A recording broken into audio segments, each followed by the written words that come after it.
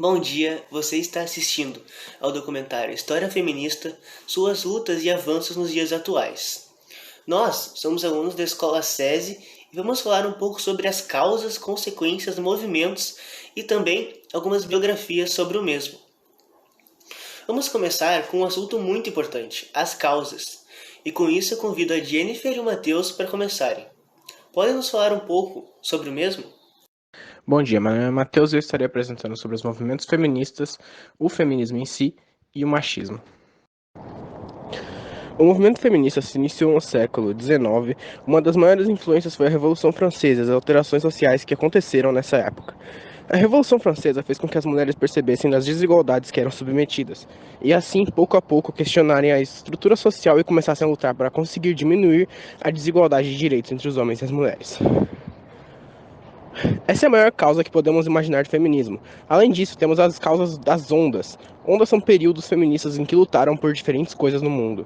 Um resumo sobre as ondas que já ocorreram. Primeiramente, temos a primeira onda. A primeira onda foi feita para obter os diversos direitos que já estavam sendo debatidos pelos homens naquele tempo: voto e participação política. A segunda onda foi a luta pelos direitos reprodutivos e discussões acerca da sexualidade. A terceira onda foi a era punk, onde a ideologia do faça você mesmo era negada completamente. Os assuntos tratados nessa onda eram estupro, patriarcado, sexualidade e empoderamento feminino. A quarta onda, e também a mais atual, é feita para a conscientização quanto ao assédio frequente em cima das mulheres, assim como trata do estupro e a representação da mulher nas mídias. Já que estamos falando sobre o feminismo, vamos falar um pouco sobre seu oposto, o machismo. Bom, machismo é um preconceito expresso por opiniões e atitudes que se opõem à igualdade de direitos entre os gêneros, favorecendo o gênero masculino em detrimento ao feminismo. Na prática, uma pessoa machista é aquela que acredita que homens e mulheres têm papéis distintos na sociedade. Bom dia, eu sou a Jennifer e eu vou dar continuidade no assunto. O Matheus anteriormente trouxe alguns assuntos tratados nas lutas feministas e eu vou falar um pouquinho sobre a sociedade patriarcal.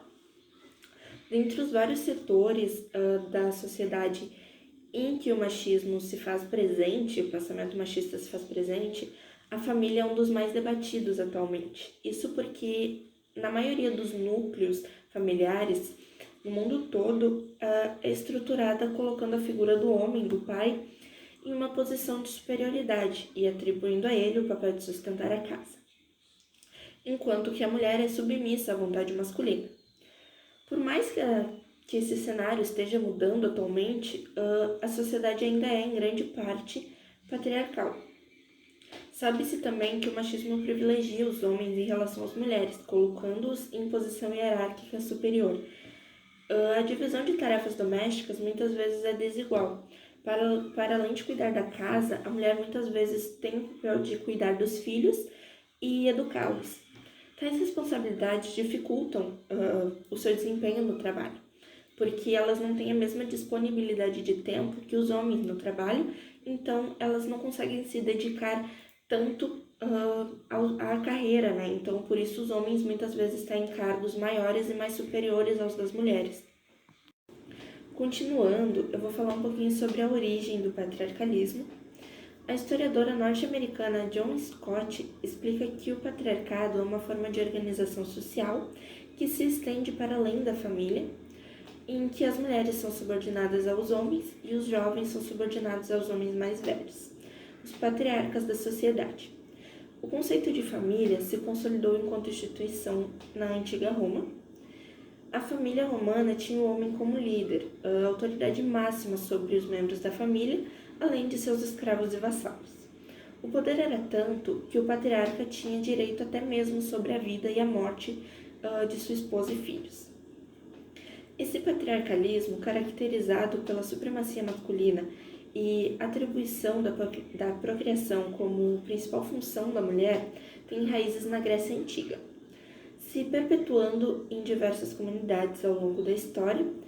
Um exemplo é a cultura dos vikings, em que o valor da mulher era dado pela quantidade de filhos homens que elas tinham.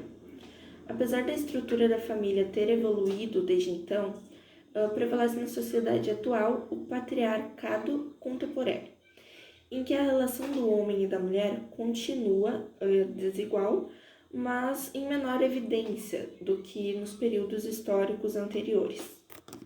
Verdade. Isso infelizmente já aconteceu e muitas pessoas nos dias de hoje ainda têm a mente fechada quanto a isso. Mas com os movimentos e projetos sociais, podemos cada vez mais acabar com isso. Agora que eu já falei sobre os movimentos, nosso outro convidado é o Samuel. Pode nos falar mais sobre os movimentos? Boa tarde, meu nome é Samuel e estarei apresentando sobre o movimento sufragista. Eu vou falar um pouco sobre o movimento sufragista. O movimento sufragista foi um amplo movimento ocorrido em vários países democráticos do mundo entre o século XIX e XX.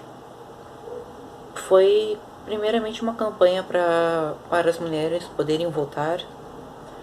O voto feminino era negado no início das épocas democráticas em razão da organização sexista política, que mantinha o domínio político nas mãos dos homens e excluía mulheres, com base na justificativa preconceituosa que as mulheres eram incapazes de atuar no meio político. O movimento sufragista também representou a primeira onda do feminismo, luta histórica pela igualdade de gênero que buscava em sua primeira fase garantir às mulheres o direito do voto.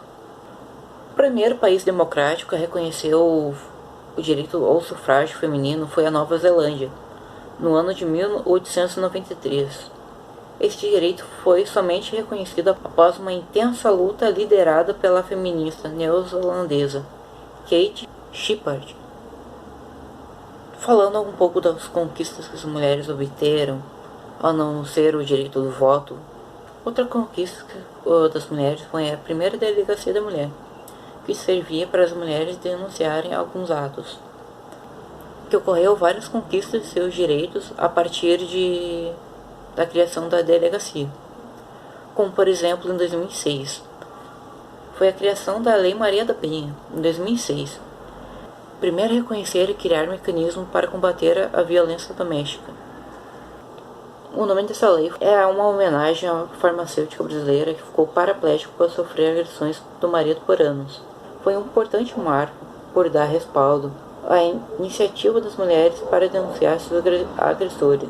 Não aborda apenas a violência física, mas também a psicológica, sexual e patrimonial.